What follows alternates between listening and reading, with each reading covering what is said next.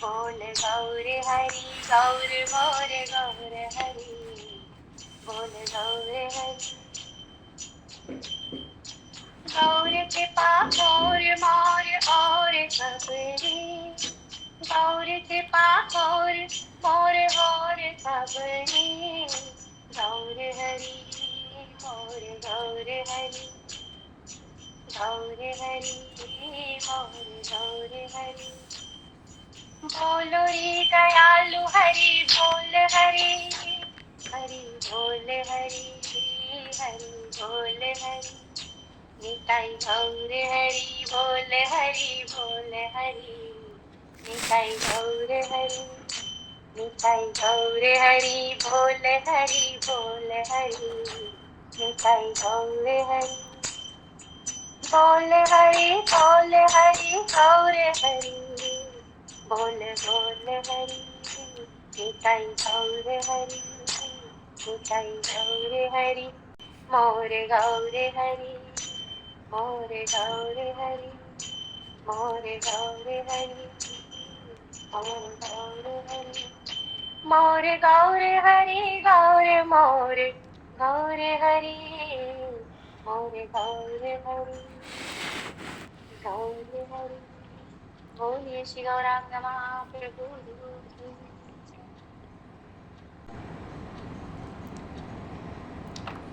हरिशरणम्।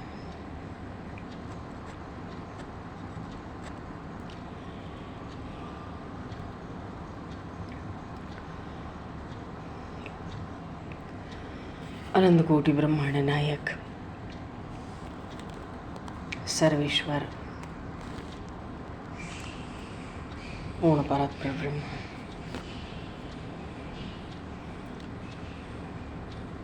असंख्य कल्याण गुण वर्णले भक्तवांक्षा कलत्तरु शरणागत वत्सल भक्त वत्सल दीनबंधु दयासिंधु भगवान से सीताराम जी महाराज की असीम कृपा करुणा से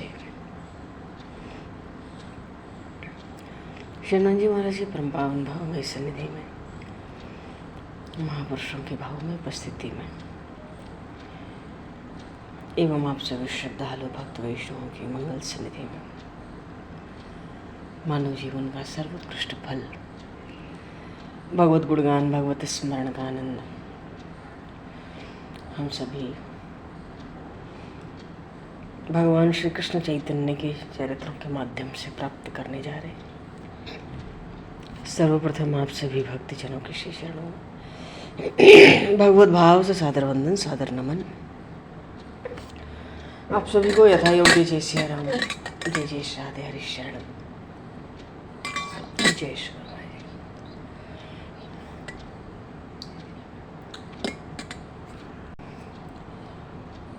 कर्पूर गौरम करुणावतारम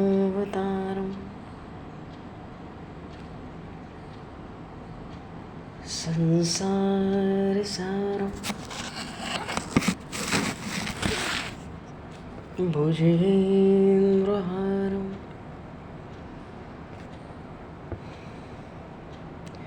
सदा वसन्तं हृदयारविन्दे भवं भवानि सहितं नमामि भवं भवानि सहितं नमामि। हरिशरण।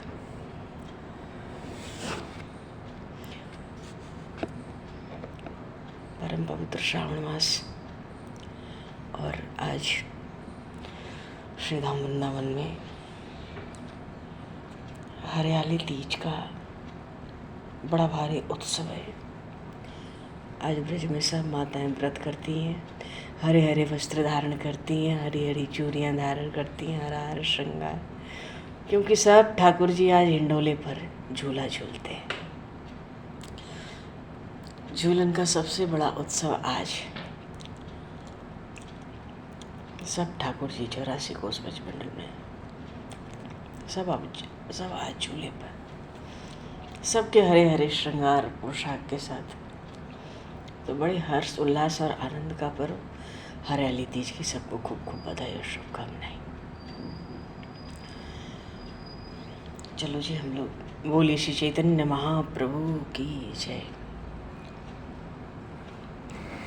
श्री चैतन्य महाप्रभु का श्री निमाई पंडित गौरांग देव का पूर्व प्रसंग में पुनर्विवाह संपन्न हुआ श्री विष्णु प्रिया ठाकुरानी से।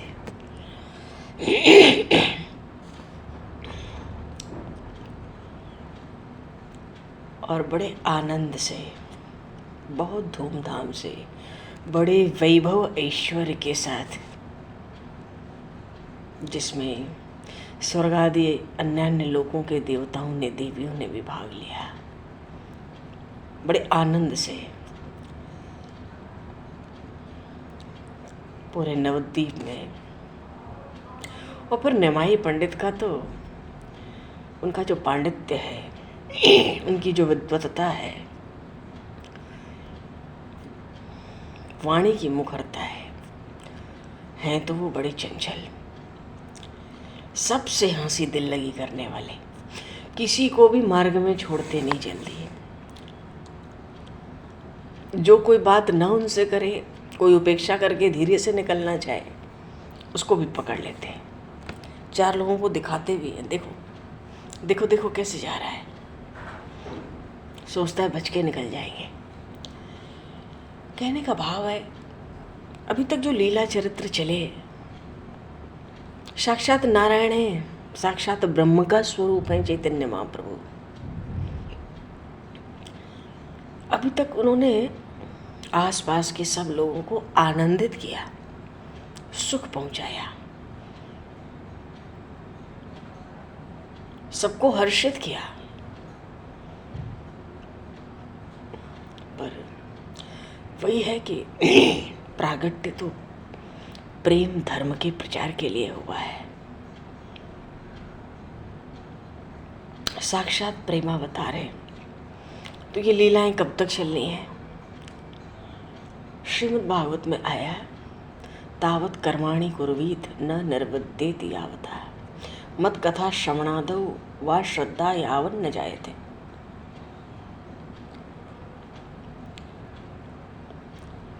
वर्ण आश्रम विहित जो कर्म है, मानो अपने आश्रम में जो भी आश्रम हो, जो भी वर्ण हो, उसमें स्थिर रह के उन्हीं कर्मों को करना है जिनके लिए वेद आज्ञा देते हैं। वेद कर्म का अर्थ है करने योग्य कर्म, जो धर्म और कर्तव्य से जुड़े हैं। पर ये तभी तक है जब तक जीव को इन कर्मों के प्रति पूर्ण वैराग्य न हो जाए, अथवा भगवान की कथा श्रवण में जब तक पूर्ण रूप से दृढ़ भक्ति न हो जाए।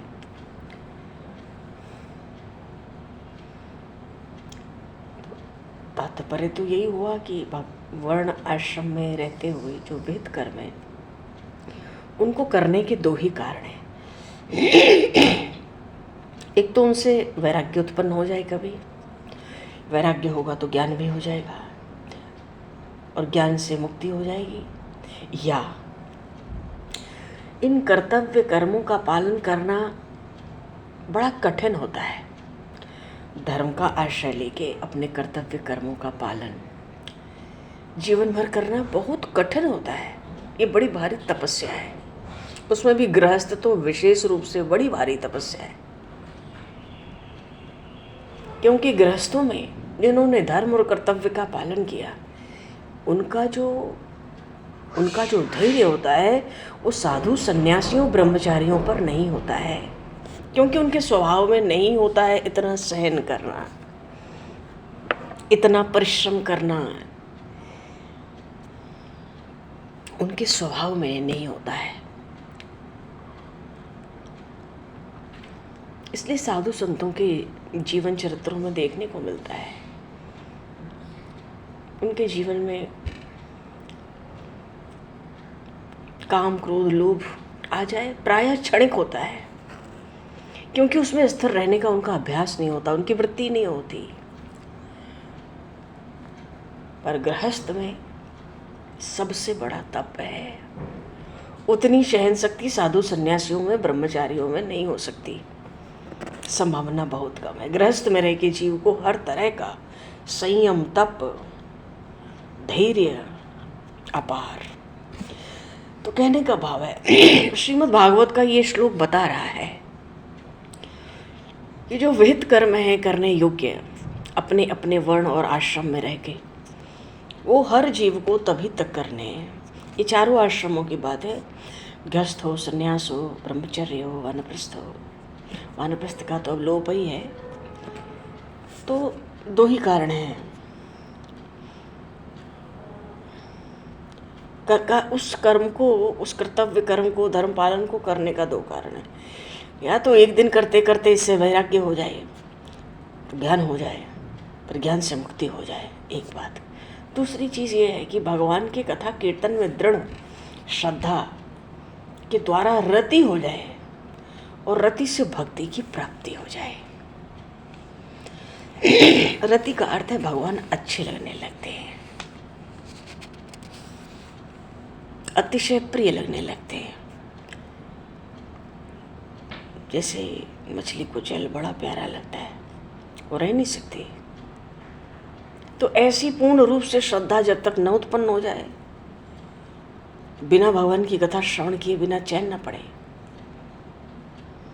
संसार के विषयों से पूरी तरह से जब तक वैराग्य न हो जाए, सब संसार के प्रपंच से निकलकर हटकर एकांतवास के लिए जब तक चित्त लालायित न हो जाए, भाई तब तक तो सब प्रकार के मनुष्यों को अपने अपने अधिकार के अनुसार कर्तव्य कर्मों को करते ही रहना चाहिए। और जिस पर पूरी श्रद्धा जिसको नहीं हुई भगवत भक्ति में, पूरा वैराग्य नहीं हुआ, अज्ञान के कारण सर्व कर्मों को त्याग कर बैठ गए, वो तो नरक में जाना पड़ेगा। अपने कर्तव्य कर्मों को, धर्मों का आश्रय छोड़ेंगे तो नरक जाना है। क्योंकि कर्म का त्याग, जो कर्म हमको प्राप्त है सहज, उसका त्याग करना अपने लिए नरक का द्वार खोलना होता है, वो पाप है। ऐसे पुरुष, ऐसे मनुष्य न तो भक्त बन सकते हैं न ज्ञानी, संसार चक्र में ही पड़े घूमते रहते हैं। कहने का भाव है जो जहाँ है, भगवान ने जिसको जहाँ जो स्थिति दी है, वो कर्म का त्याग नहीं कर सकता। कर्म का त्याग तभी होगा जब प्रखर वैराग्य हो जाए भीतर, या भगवान में अतिशय श्रद्धा भक्ति से रति हो जाए। और फिर ये अपने आप छूट जाते हैं कर्म, कोई त्याग क्या करेगा। कुछ मनुष्य नित्य भक्त हैं, जीवन मुक्त महापुरुष हैं, जिनको फिर से कर्म करने की आवश्यकता नहीं होती। क्यों? पहले से ही मुक्त या भक्त होते हैं। क्यों? सुखदेव जी हैं, सनकादिक हैं, जन्म से ही मुक्त हैं। देवर्षि नारद आदि पहले से ही भक्त हैं, कोई विशेष प्रकार के कर्म के अनुष्ठान की आवश्यकता नहीं, आरंभ से ही वैराग्य और भक्ति थी। सुख सनकादिक आरंभ से ही ज्ञानी बनकर आए। नारद आदि सदा ही हरि गुणगान में करते हुए सब लोगों को पवित्र करते रह रहे हैं आज भी। तो प्रश्न है, भक्ति और मुक्ति में कौन सी वस्तु श्रेष्ठ है?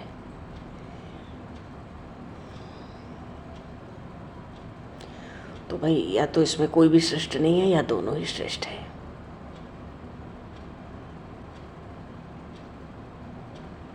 क्योंकि दोनों ही सनातन है।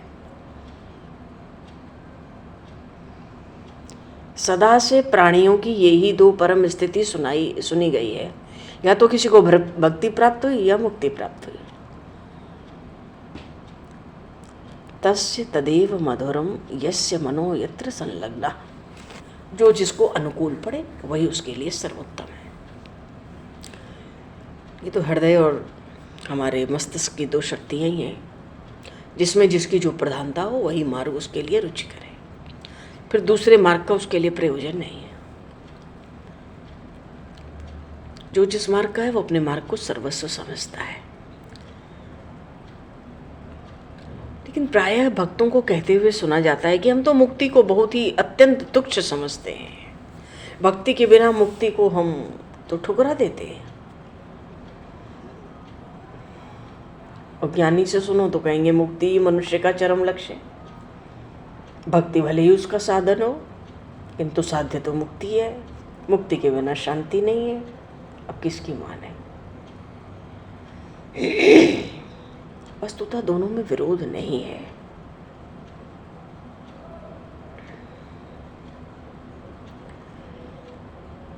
प्रसंग है श्री चैतन्य महाप्रभु का। अब लीला क्रम में बड़ा भारी परिवर्तन है। जिन्होंने भक्ति का मार्ग ग्रहण किया उनके द्वारा ज्ञान, उनके लिए ज्ञान के द्वारा मुक्ति प्राप्त करना कोई वस्तु है ही नहीं। और जिन्होंने ज्ञान के मार्ग में जाने का दृढ़ निश्चय किया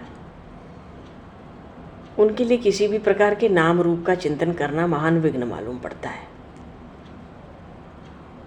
तो अपनी अपनी भावना के अनुसार साध्य तो एक ही है, साधन भक्ति हो या मुक्ति। जीव का कर्म निष्काम हो गए।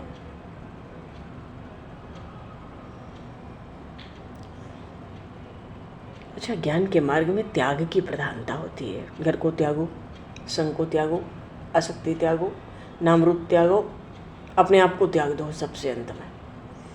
पर दूसरे भक्ति मार्ग में प्रेम की प्रधानता है। तो इसमें क्या होता है? अच्छे सत्पुरुषों से प्रेम करो, भगवत भक्तों से प्रेम करो, भगवत चरित्रों में प्रेम करो, प्रेम से प्रेम करो, फिर जाके प्रेम में समा जाओ। तो मार्ग दो है, भक्ति और मुक्ति। महाप्रभु चैतन्य देव का जीवन तो भक्ति मार्ग का एक प्रधान स्तंभ है। उनके जीवन में शुद्ध भक्ति का परम पवित्र स्वरूप है। पक्षपात का लेश नहीं है, दूसरे मार्ग के प्रति कोई विद्वेष नहीं है, किसी भी कर्म की उपेक्षा नहीं है, संकुचित भावों की तो गंध भी नहीं है। वहां तो शुद्ध प्रेम है।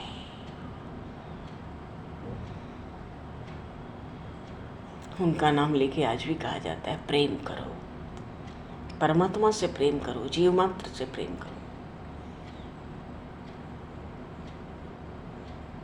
क्योंकि उनका संपूर्ण जीवन अतिशय प्रेममय है। निमाई पंडित का दूसरा विवाह हो गया है। विष्णु प्रिया ठाकुरानी उनके सब प्रकार से अनुकूल आचरण करती है। उनका स्वभाव भी हंसमुख है, बड़ी सुशीला है।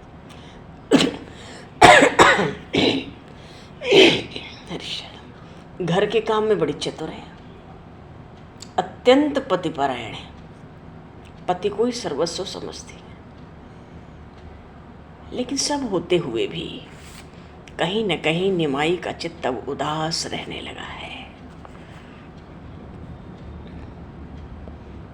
पता नहीं क्यों उनकी चंचलता न जाने कहाँ चली गई। घंटों एकांत में न जाने क्या सोचते हैं। संसार की बातों में अब अनुराग नहीं है। वही हंसी दिल लगी मस्करी करते, अब बिल्कुल अनुराग नहीं है। किसी विशेष वस्तु के लिए छटपटाहट से दिखती है, मालूम पड़ती है। एक विशेष अभाव सा अनुभव होता है भीतर। जब हृदय में किसी प्रबल भाव का आगमन होता है, निश्चित रूप से उस प्रबल भाव के जीवन में आने से पहले हृदय में एक प्रकार का अभाव अनुभव होता है। जी चाहता है कहीं चलो, कहीं चल के अपनी प्रिय वस्तु ले आओ। ऐसे में लोग तीर्थों में, बड़े बड़े मंदिरों में, और कहाँ कहाँ जाते हैं, सत्संग में।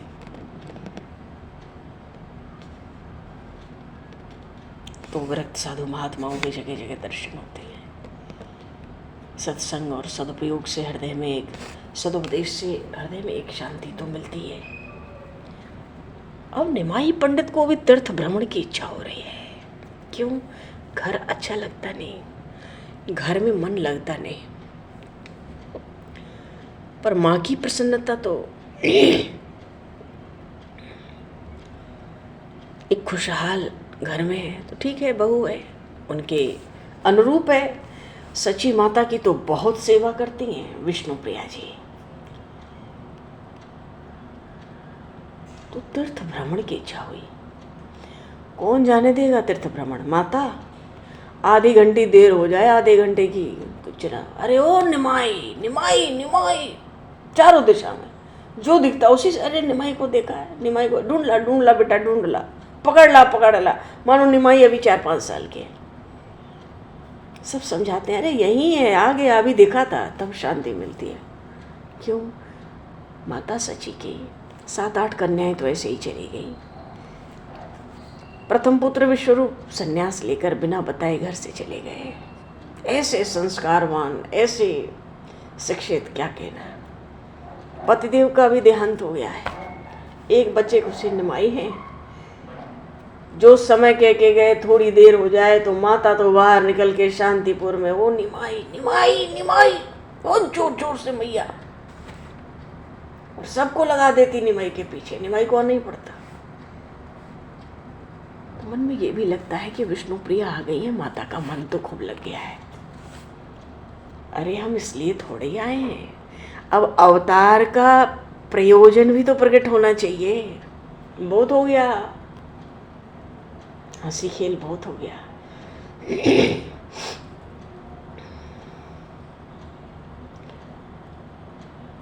तीर्थ यात्रा की इच्छा हुई। बंगाल में तो सकाम कर्मों की प्रधानता है आज भी। वहाँ पर आज भी बंगाल में देवी उपासना, तंत्र मंत्र का सिद्ध स्थान है। बच्चा बच्चा तंत्र मंत्र जानता है।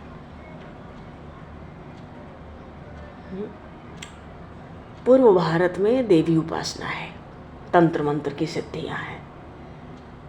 मध्य भारत में श्री राम कृष्ण की उपासना है भारतवर्ष में।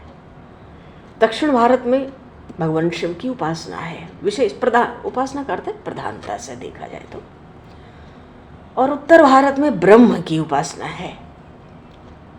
तो ये तो देखने में ही आता है। पर बंगाल में तो हमेशा से ही सकाम कर्म, देवी देवताओं की उपासना में सकामता ही होती है। वहाँ भक्ति कौन मांगता है? वहाँ प्रेम कौन मांगता है? वहाँ शरणागति कौन पाता है? घर अच्छा रहे, परिवार अच्छा रहे, सब आनंद रहे, सब संकट टला रहे, विघ्न दूर रहे। इसीलिए देवी देवताओं की उपासना होती है। वो उससे संतुष्ट होते हैं, पुष्ट होते हैं हवन यज्ञ अनुष्ठानों से, देवता देवी, फिर वो भी वैभव ऐश्वर्य देते हैं। कहने का भाव है, अब इसकी ज़्यादा क्या चर्चा करनी है। बंगाल में सकाम कर्मों की प्रधानता रही है। बहुत ही कम मनुष्य निष्काम कर्म का महत्व जानते हैं। तो ये सारा निर्मूल भी तो करना है बंगाल से। इस पूजा पद्धति, सकाम कर्मों का ये जो अनुष्ठान है देवी देवताओं का, इसकी जड़ भी तो उखाड़नी है। क्यों? प्रेमावतार चैतन्य महाप्रभु नवद्वीप में प्रकट है।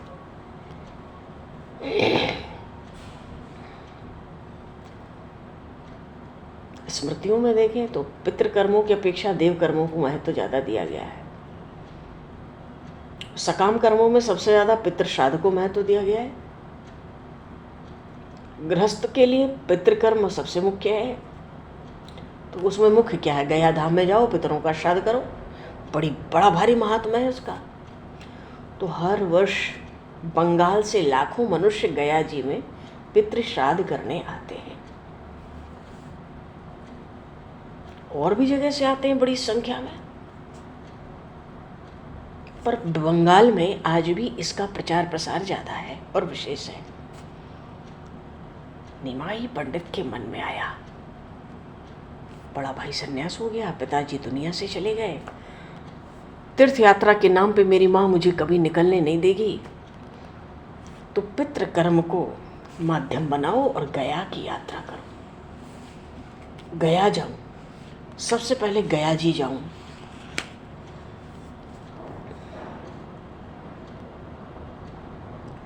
अश्विन मास है, शुक्ल पक्ष है, दशमी की तिथि है, विजयादशमी। आज के दिन ही भगवान श्री राम ने लंका पर विजय प्राप्त करने के लिए चढ़ाई कर दी। घर घर आनंद मनाया जा रहा है। और आज के दिन तो जो वर्षा ऋतु होती है, वर्षा काल की पूरी समाप्ति।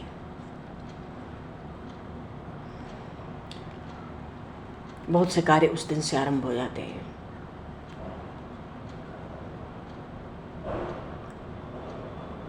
जितने तीर्थ यात्रा करते हैं ना, उसी दिन शुरू करते हैं यात्रा। अब तो नवद्वीप से भी बहुत से गया धाम की यात्रा करने जा रहे थे। तो गौरांग देव की मौसा जी हैं, पंडित चंद्रशेखर, ये भी गया जाना चाहते थे। इन्होंने निमाई से अपनी इच्छा जताई, सुन के बड़े प्रसन्न हुए। हम माता से आज्ञा लेते हैं बारंबार, माता आज्ञा देती ही हैं, बार बार कहते हैं कि माँ मुझे जाने दे। प्रतिष्ठाद तो हर पुत्र को करना चाहिए, मैं तो घर में अकेला हूँ, सब जाते हैं, मैं भी जाके गया धाम वहाँ पे अपने पितरों का श्राद्ध तर्पण पूरा करूँगा।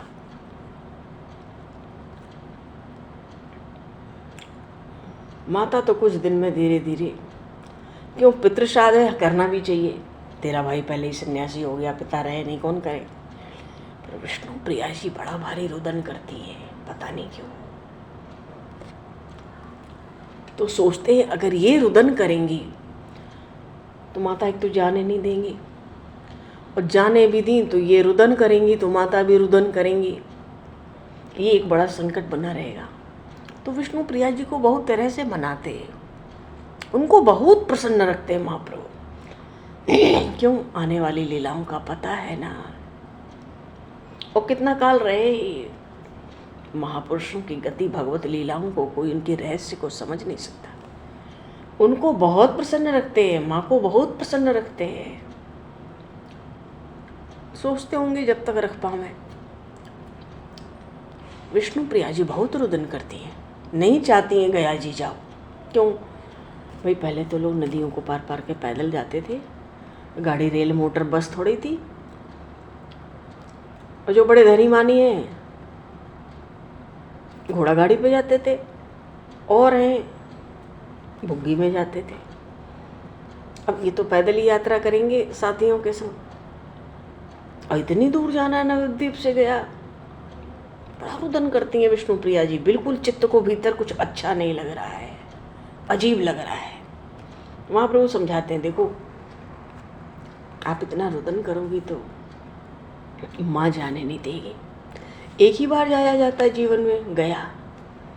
मैं भी अपने पितरों को बिठाया आऊँगा, सब कर आऊँगा, मुझे खुशी खुशी जाने दो। मैं खुशी खुशी इतनी जल्दी आऊँगा कि आपको पता भी नहीं पड़े। तरह तरह से खूब बातें बना लिए, नीयत में तो कुछ था महाप्रभु के, हो सकता है उसी की आशंका हो रही हो विष्णु प्रिया जी को।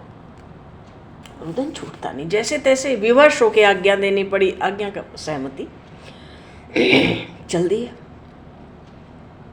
गया में जाके पितरों को बिठाया, श्राद्ध किया। साथियों के साथ गए, विद्यार्थी भी हैं, शिष्य भी हैं, प्रेम से भगवान श्री कृष्ण का कीर्तन करते हुए। मंदार नाम की एक जगह आई, वहां जाके इनको बड़ी जोर से बुखार आ गया। सब बड़े चिंतित हो गए, तरह तरह से उपचार हो रहे, लाभ नहीं हो रहा है। तो इन्होंने औषधि अपने आप बताई। महाप्रभु कहते हैं, निमाई पंडित अपने साथियों से क्या कहते, मेरी व्याधि प्राकृतिक औषधि से नहीं जाएगी, फिर मेरा रोग असाध्य है, इसकी एकमात्र औषधि है भगवत कृपा। और ब्राह्मण की, भगवान की प्रसन्नता का सर्वश्रेष्ठ साधन है ब्राह्मणों की अर्चा पूजा।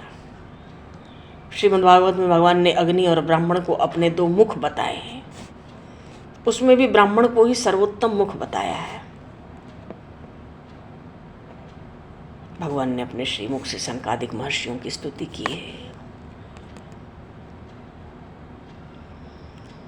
भगवान कह रहे हैं, अग्नि ब्राह्मण मेरे मुख हैं, जिन्होंने संपूर्ण कर्मों को मेरे ही अर्पण कर दिया, जो सदा संतुष्ट हैं। ऐसा ब्राह्मण जो टपकते हुए घी से व्याप्त जो अन्न है ऐसे व्यंजन को खाता है, प्रत्येक ग्रास से मैं संतुष्ट होता हूँ। जितना ब्राह्मण तृप्त होता है उससे ज़्यादा मैं तृप्त होता हूँ और हवन करके अग्नि में संतुष्ट होता हूँ। मानो ब्राह्मणों की महिमा साक्षात भगवान ने अपने श्रीमुख से वर्णन की। तो ब्राह्मण का चरणोदक पान करूंगा तो मेरा रोग शमन होगा। किसी भगवत भक्त महापुरुष महात्मा ब्राह्मण का चरणामृत पिलाओ तब बुखार जाएगा। एक सरल से विद्यार्थी ने प्रश्न किया, गुरुजी जो ब्राह्मण नहीं है केवल ब्रह्म बंधु हैं, मानो केवल नाम मात्र के ब्राह्मण हैं जिन्होंने ब्राह्मण वंश में जन्म ले रखा है, उनका तो इतना सत्कार नहीं करना चाहिए।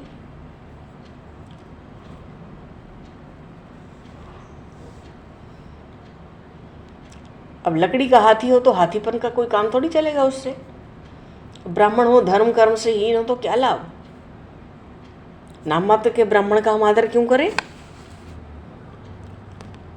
नेपाली पंडित ने थोड़ी देर सोचा और कहा, तुम्हारी बात एक तरह से ठीक है, क्योंकि अपने धर्म कर्म से जो रहित हैं वो तो दूध न देने वाली बंध्या गाय के समान है। संसार का स्वार्थ तो सधेगा नहीं। फिर भी जो सब काम को सकाम भाव से नहीं करते, श्रद्धा के साथ शास्त्रों की आज्ञा के अनुसार करते, अपने को सदा सुधारने का प्रयत्न करते, दूसरों का दोष नहीं देखते, भाई दोष ही दृष्टि होगी तो कोई मनुष्य तो संसार में फिर बचेगा नहीं दृष्टि में आने से।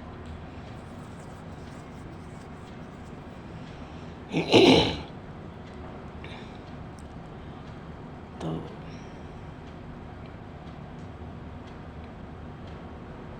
कहने का भाव है सर्वश्रेष्ठ तो यही है। महाप्रभु कहते हैं कि मन में किसी भी प्रकार का पक्षपात न लेकर, मानो जो तुम सोच रहे हो ये सब मत सोचो, केवल शास्त्र की आज्ञा समझकर अपना कर्तव्य मानकर गौ ब्राह्मण मात्र की सेवा करनी चाहिए। ऐसे श्रद्धालु बहुत कम है संसार में।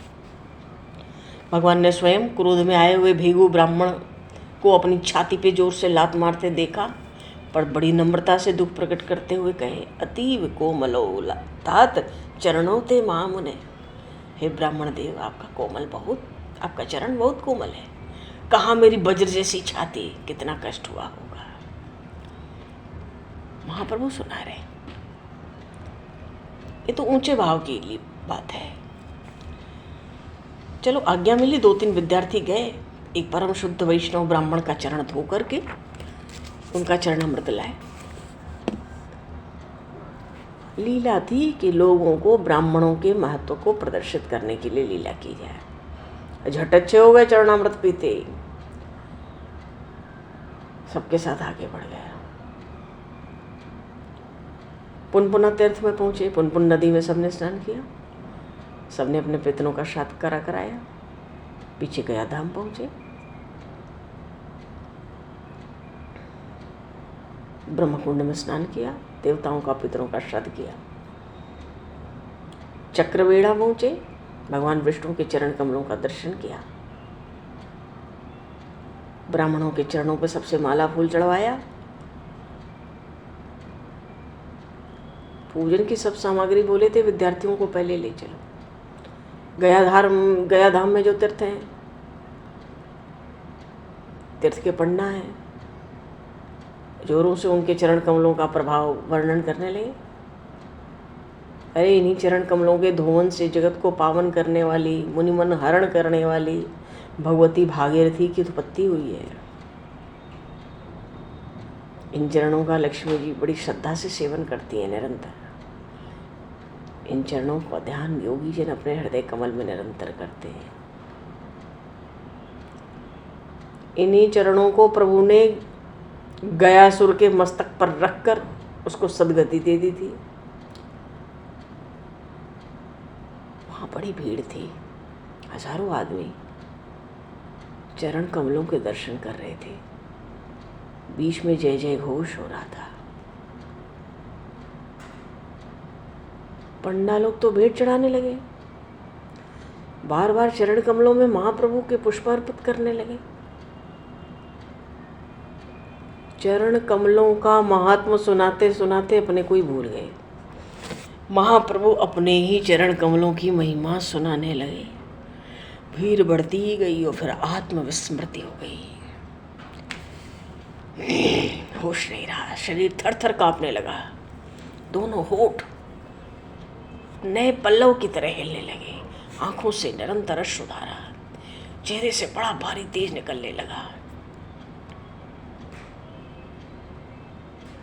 कहाँ खड़े हैं, कौन पास खड़ा है, कौन उनको स्पर्श किया, कुछ ज्ञान नहीं। कांप रहा है पूरा शरीर, शरीर उनके वश में नहीं। मूर्छित होके गिरने ही वाले थे। अचानक एक तेजस्वी सन्यासी का सहारा लगने से गिरने से बच गए। सब साथियों ने पकड़ा, निमाई पंडित को भीड़ से अलग लाए। थोड़ी देर में होश आया, जैसे नींद से उठे हों। चारों ओर आंख उठाकर देखने लगे। अचानक दृष्टि पड़ी एक लंबे से तेजस्वी सन्यासी पर। चौंक गए सब एक साथ, पर भीतर से आनंद का वारा पार न रहा। महाप्रभु दौड़े, सन्यासी जी के चरण में प्रणाम किए। नेत्रों से अश्रु झर रहे हैं। सन्यासी ने उठाकर इनको गले लगा लिया। उस सन्यासी का स्पर्श हुआ, महाप्रभु ने हृदय से लगाया। सन्यासी को जब स्पर्श हुआ महाप्रभु का, वो महाशय खुद ही बेहोश हो गए। दोनों को अब आत्मविस्मृति हो गई। किसी को होश नहीं, प्रेम में विभोर अश्रु बरस रहे हैं। अलौकिक प्रेम देखकर सब आनंद सागर में गोते खा रहे हैं। लोग रास्ता चलते चलते खड़े हो गए। चारों ओर लोगों की भीड़ लगी है। कुछ समय में सन्यासी को चेतना हुई। बड़े प्रेम से इनका हाथ पकड़ा, एक और बिठाया और बड़े प्रेम से वो सन्यासी बोले, निमाई पंडित, आज मेरा भाग्योदय हुआ जो अचानक मुझे तुम्हारे दर्शन हो गए। नवद्वीप में मेरा हृदय तुम्हारी ओर स्वाभाविक ही खींचा सा जाता था। मुझसे लोग कहते थे, निमाई पंडित कोरे पोथी के ही पंडित हैं, बड़े चंचल हैं, देवताओं की वैष्णवों की बड़ी खिल्लियां उड़ाते हैं। आप इनको कृष्ण लीला अमृत सुनाओ। कोई कोई तो कहते थे, अजी ये तो पूरे नास्तिक हैं, वैष्णवों को छेड़ने में ही इन्हें मजा आता है। मैं सबकी बातें सुनता और चुप हो जाता। मेरा अंतःकरण इन बातों पर विश्वास नहीं करता। निमाई पंडित जैसे सरल सरस हृदय भावुक पुरुष भक्तिहीन नहीं हो सकते। इनके श्रीमुख का तेज इनकी भावी शक्ति का परिचय भी देता है। और आज आपके दर्शन के समय भाव को देखकर मेरे आनंद की सीमा नहीं रही। मैं तो कृतकृत्य हो गया। भगवत दर्शन से जो आनंद मिलता है, उस आनंद को अनुभव कर रहा हूं। उस आनंद को कहने सुनने में असमर्थ हूं। गला अवरुद्ध हो गया सन्यासी महात्मा का। कहते बहुत कुछ कह नहीं सके, नेत्रों से अश्रुधारा पुरोवत। उनकी बातें सुनते सुनते धीरे धीरे महाप्रभु को चेतना हुई। बस इतना ही सुनाई पड़ा महाप्रभु को कि प्रभु आज मैं कृतार्थ हुआ, मेरी गया यात्रा सफल हुई, मेरी असंख्य पीढ़ियों का उद्धार हो गया, यहाँ आने पर आपके दर्शन का सौभाग्य प्राप्त हो गया। अरे तीर्थ में जाओ, गया में आए, श्राद्ध करेंगे, पितरों को मुक्ति होगी। पर आप जैसे परम भागवत वैष्णवों के दर्शन से तो करोड़ों पीढ़ियों के पितर अपने आप मुक्त हो गए। सब लोगों को आपके दर्शन दुर्लभ है। जिनका भाग्योदय होता है उन्हीं को आपके दर्शन होते हैं। ये सब महापुरुष थोड़ी सी बात पीछे की सुन पाए। सुनते सुनते सन्यासी महात्मा के जब तक आंख खुली, फिर से उनके चरण पकड़ लिए। सन्यासी ने हठपूर्वक अपना चरण छुड़ाया इनसे।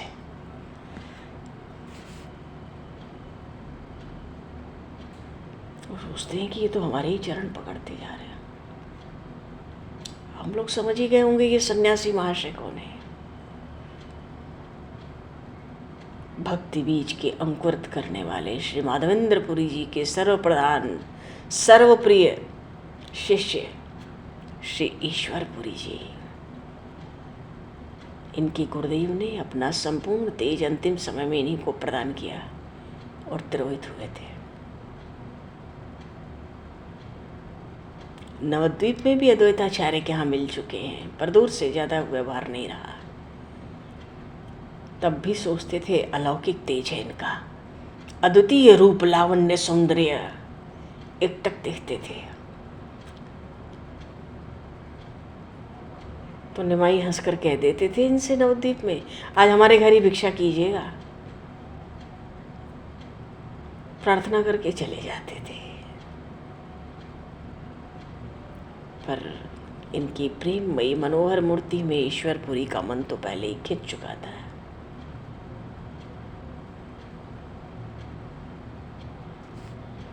चलो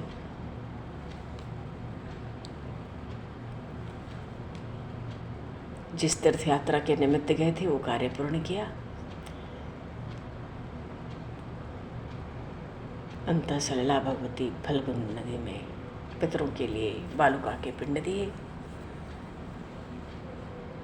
फल्गुका का जो प्रवाह है वो गुप्त है, उसका जल नीचे नीचे बहता है, ऊपर बालू ढकी रहती है। बालू को हटाओ तो जल निकलता है। फिर यात्री उसमें स्नान संध्या करके सब कर लेते हैं। प्रीत गया, राम गया, युधिष्ठिर गया, भीम गया, शिव गया, 16 गया है। सब में निमाई पंडित साथियों के साथ जाए पितरों का पिंड श्राद्ध करके दर्शन करके। पर बात यह है कि निमाई अब पहले वाले निमाई नहीं रहे। अष्ट सात्विक भाव प्रायः ही शरीर में प्रकट रहते हैं। साथी सोचते हैं घर पहुंच जाएं तो सब ठीक हो जाएगा। घर में माता है और माता विष्णु प्रिया भी है। बात बात में बार बार याद दिलाते हैं, माता की भी, जी माता की, विष्णु प्रिया ठाकुरानी की याद दिलाते हैं, भैया यहीं और कुछ ना हो जाए, अब ये पहुंचा दें इनको हम लोग घर तक जहाँ से ले आए। अब तो यही एक बड़ी भारी बात है। चलिए अब तो प्रेम स्रोत उमड़ने जा रहा है। बोलिए श्री चैतन्य महाप्रभु की जय। श्याम रामचंद्र भगवान की जय। श्री राधे कृष्ण चंद्र भगवान की जय। श्री गौरी शंकर भगवान की जय। श्री हनुमान जी महाराज की जय। सब संतन की जय, सब भक्तन की जय, सब गुरुदेव भगवान की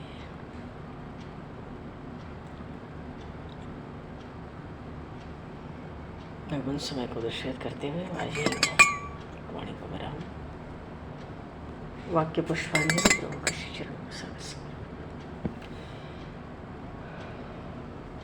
आप सभी को यथायुक्त जय श्री राम, जय जय श्री राधे, हरे शरण,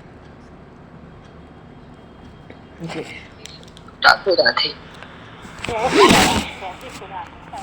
राधे राम, राधे राधे, हरे शरण, राधे राधे।